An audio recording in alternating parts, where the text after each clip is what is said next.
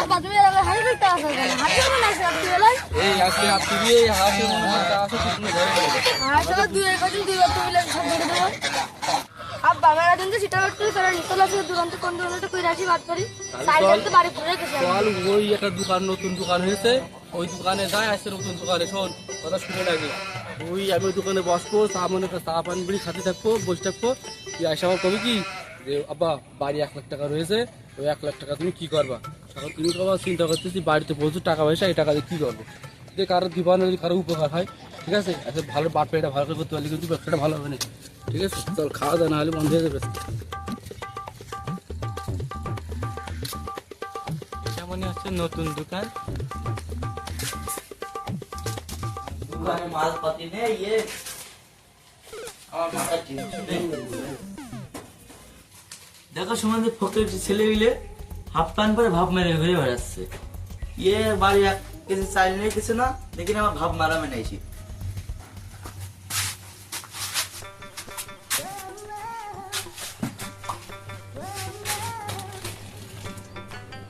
ওই পাশে কারা এসেছে বলতো 2 ভাই নাকি মেহমান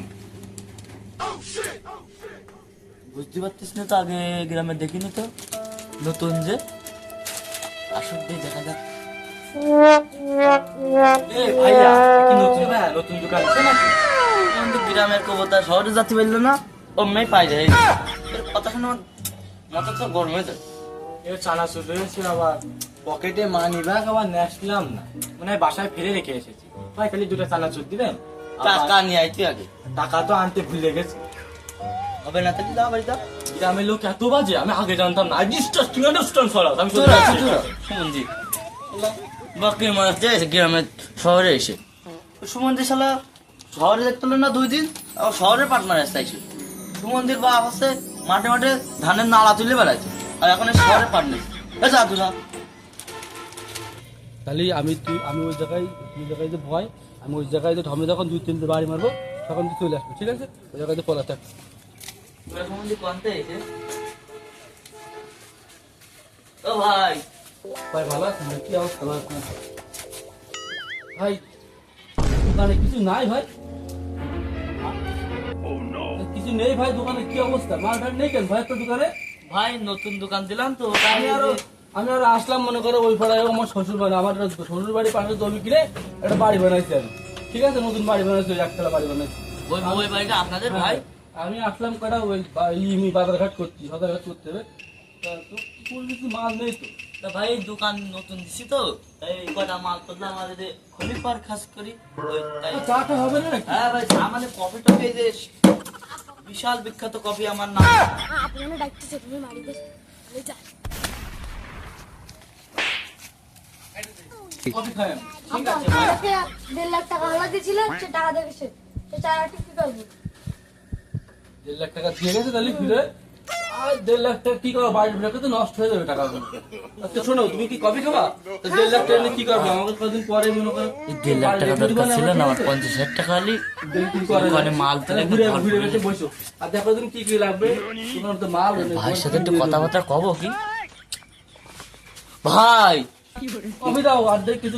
শোনো কফি তো দেবো ভাজাটা দেখাবো বিস্কুট তো ব্র্যান্ডের বিস্কুট হ্যাটটিক আর লেয়ার কেক এটা খুবই ভালো খুবই পুষ্টিকর এগুলো আচ্ছা ঠিক আছে খাবো তোমার দোকানে আসলে যখন অবশ্যই খাবো তুমি সুন্দর করে কাপটা দিয়ে আমাকে একটা পান চা দাও ঠিক আছে ভাই তাহলে বিস্কুট ছিঁড়ে কি দেবো হুম ঠিক আছে তাহলে মনে কর তাহলে তোমার শোনো তোমার ভাই না বিস্কুট খাও এই তোমার আচ্ছা আমরা তো সকাল নাস্তা করে আসছি তো বিস্কুট থাক ঠিক আছে এয়ারটিক বিস্কুট ভালো লাগে হ্যাঁ তোমার দোকানে যা আছে হ্যাঁ তাহলে তুমি সব ওই দুটো করে পুরে ওই শপিং ব্যাগের মধ্যে পুরে দাও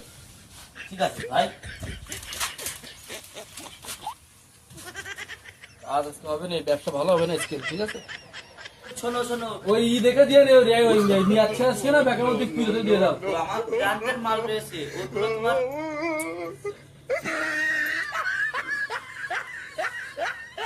নিয়ে এই মুখ আর আসা যাবে না, ঠিক আছে এই দেখো পছন্দ হয়েছে জিনিস দেখো আচ্ছা চলো তাহলে তোমার আমি ওই টাকাগুলো কয় টাকা 50,000 টাকা হবে তো